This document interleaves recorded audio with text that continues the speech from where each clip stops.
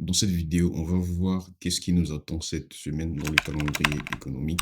Et donc, on va un peu parcourir le calendrier et l'analyser pour voir les éléments importants, ce qui pourra nous intéresser, nous qui tradons le Forex. Et donc, tout de suite, on rentre dans le vif du sujet. Mais comme d'habitude, avant de commencer, n'oublie pas de liker, de t'abonner. Ça fait plaisir et ça donne de la force.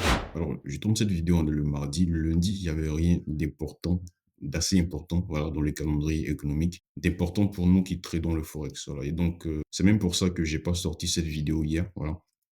Parce que les choses allaient commencer à être un peu intéressantes à partir d'aujourd'hui, mardi. Et donc aujourd'hui, très tôt, on a commencé avec les chiffres d'emploi au Royaume-Uni, voilà. Et donc ces chiffres-là sont sortis à 6 heures, voilà. On avait l'employabilité, le taux de chômage, les salaires. Et donc déjà, il faut situer le contexte actuellement en Grande-Bretagne. Actuellement en Grande-Bretagne, présentement, leur inflation dans les services est très élevée, voilà, comme vous le constatez ici. En bleu, c'est l'inflation dans les services. Ici, on a 5,2, vous voyez.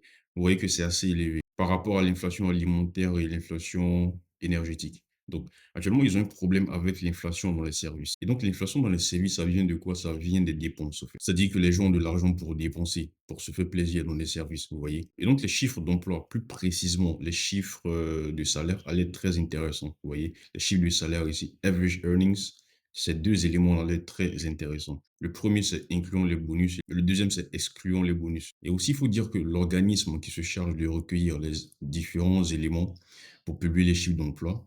En fait, quelques mois auparavant, ils ont remis à jour leur méthode, voilà. Et donc, quand c'est comme ça demande un temps d'adaptation. Et ils ont dit que la nouvelle méthode de sondage, recueillement des informations sera plus on va commencer à bien se fier à ça à partir de novembre de cette année, vous voyez. Et donc, cette nouvelle méthode, ça concerne quoi? Ça concerne le taux de chômage ici et puis l'employabilité, vous voyez. Et donc, vous allez voir qu'un peu partout sur les marchés, si vous faites un peu de recherche, vous allez voir que à chaque fois qu'il y avait chiffre d'emploi en Grande-Bretagne, le marché ne mettait pas son focus sur ces deux éléments-là, le taux de chômage et l'employabilité, vous voyez. Parce que la nouvelle méthode était utilisée pour ces deux éléments-là, vous voyez. Et donc, on ne croyait pas trop à ça.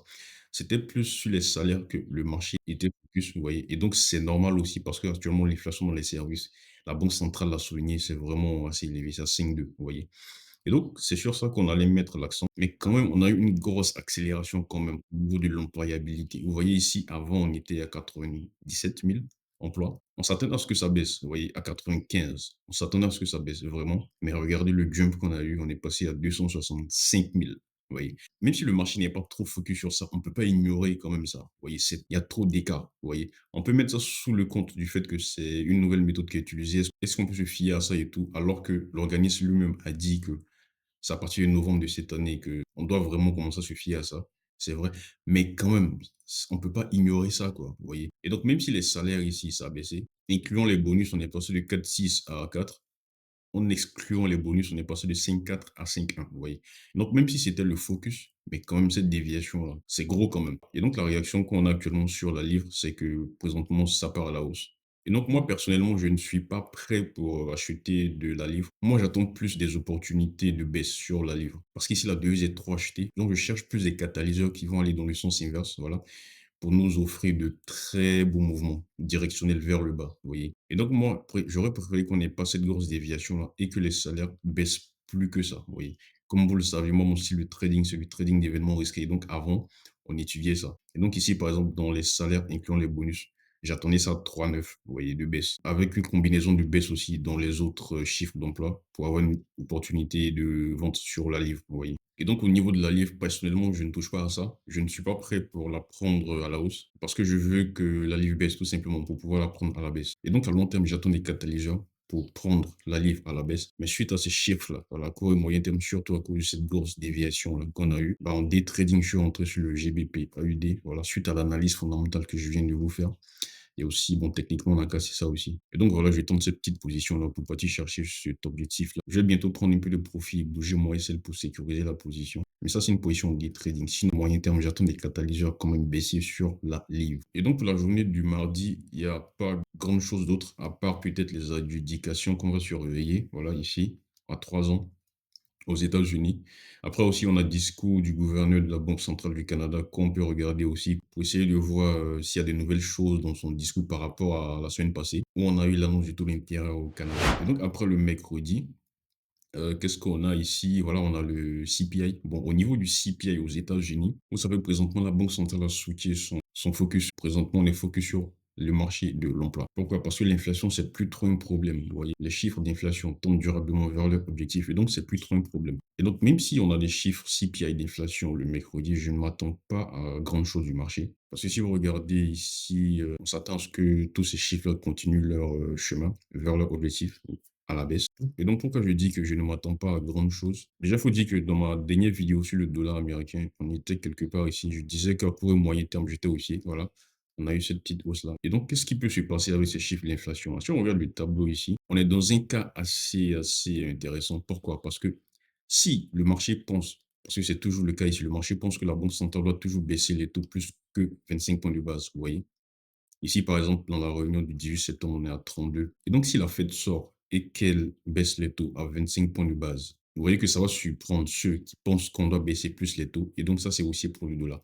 Si la Fed sort et qu'elle baisse les taux à 50 points de base, bah, ça va soulager le marché. Ils vont se dire, bon, on avait raison. Et ça va emmener une crainte parce que si la Banque centrale baisse les taux à 50 points de base, ça veut dire qu'elle a des raisons en fait de baisser sa 50 points de base, vous voyez. Donc ça ramène des mauvais signes au marché pour dire que bon, bah, on a peur que le marché de l'emploi se dégrade plus que ce qui est prévu, vous voyez. Donc on baisse plus les taux. Et donc dans ce cas-là, ça donne raison à ces gars-là, vous voyez. Et puisque le marché pense qu'on doit baisser plus les taux, bah c'est quelque chose qui a commencé à être déjà pricé, même si c'est pas totalement, voilà, les 50 points de base ne sont pas pricés totalement, mais c'est quelque chose qui a commencé déjà à être pricé. Le marché s'attend potentiellement à ça, vous voyez. C'est pas comme si c'est quelque chose auquel on s'attend pas. Et donc, dans ce cas-là, le dollar, il peut baisser, mais pas grandement, parce qu'il a déjà baissé. Et donc, dans les deux cas, on voit que c'est favorable de privilégier le dollar à la hausse à court et moyen terme. Et donc, ces chiffres d'inflation-là, quand ils vont sortir, comme j'ai dit, j'attends pas grand-chose de ça. Si ces chiffres d'inflation surprennent gravement à la hausse, puisque c'est pas sur ça que le marché est focus présentement, mais si ça surprend quand même à la hausse, on va voir que les points de base ici vont baisser. Voilà.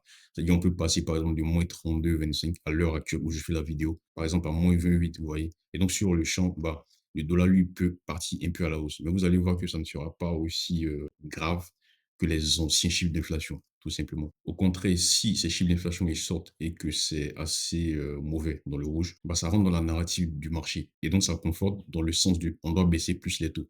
Vous voyez? Et donc, le dollar, lui, peut partir à la baisse. Mais le dollar a assez baissé. Donc, dans ce cas-là, ça ne m'intéresse pas. Et donc, vous voyez que dans les deux cas, ça peut être assez limité comme mouvement qu'on peut avoir. Vous voyez? D'autant plus que le marché s'attend à ce que bah, ça ne change pas vraiment, quoi. Vous voyez? Et donc ça, c'est le mercredi. Après, qu'est-ce qu'on a? Le jeudi, on annonce du taux. Voilà, en Europe, il faut savoir que la Banque centrale d'Europe, c'est une banque centrale, elle est trop forte.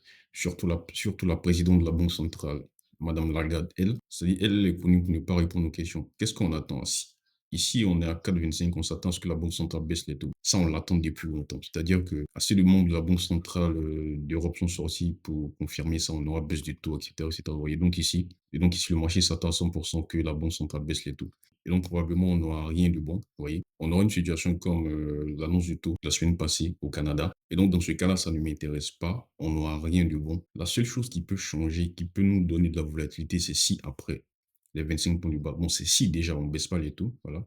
Mais à 100%, on va baisser les taux. Ensuite, si on baisse les taux, la chose qui peut envoyer de la volatilité, c'est après de la prise de parole. Parce que vous voyez qu'ici, en fait, c'est comme ça avec la Banque centrale d'Europe. Quand elle baisse les taux, à la prochaine réunion, elle zappe, elle ne baisse pas. Après, elle va zapper, elle va baisser. Après, elle va zapper, elle ne va pas baisser. Et donc, le marché intègre ça, quoi, vous voyez. Donc, vous voyez que, par exemple, ici, dans la prochaine réunion, on s'attend à ce que les taux soient maintenus. Donc, si elle vient, elle baisse les taux, et donc, la prise de parole de la présidente, Madame Lagarde, il y a des signes que lors de la prochaine réunion d'octobre, on va encore baisser les taux, bah là, on peut avoir de la volatilité. Là, ça m'intéresse. Vous voyez. Pourquoi ça m'intéresse? Parce que présentement, l'euro est assez élevé. Et donc, si on a des catalyseurs de baisse, ça peut aller très vite. Et donc, c'est dans ce cas-là que ça m'intéresse. Et donc, on va surveiller ça. Ensuite, la même journée du jeudi, on a les inscriptions de au chômage ici, Jobless Claims. Ici aussi, c'est pareil. Si on a une grande hausse, ça va conforter le marché dans sa narrative. On va baisser plus les taux, etc., etc. Vous voyez, donc quand c'est comme ça, le dollar, il pourra aller à la baisse, tout simplement. Mais c'est si on a un gros choc, vous voyez, si on a un gros choc, s'il y a assez d'inscriptions de demande au chômage, par exemple, si on passe au-dessus de ce chiffre-là, le dernier plus haut, par exemple, vous voyez, ça peut aller très, très, très rapidement. Et donc, dans ce cas-là, le dollar, lui, peut baisser, voilà, et retrouver les plus bas ici. Mais dans le cas contraire, si on a moins d'inscriptions au chômage et qu'il y a une grande déviation, bah moi, c'est ce qui m'intéresse parce qu'à court et moyen terme, je suis aussi sur le dollar américain. Et donc, à part ça, le reste du temps, on n'a pas grand-chose dans le calendrier. Donc, j'espère que cette vidéo était assez claire. S'il y a des questions, laisse-moi en commentaire et on se dit à très bientôt.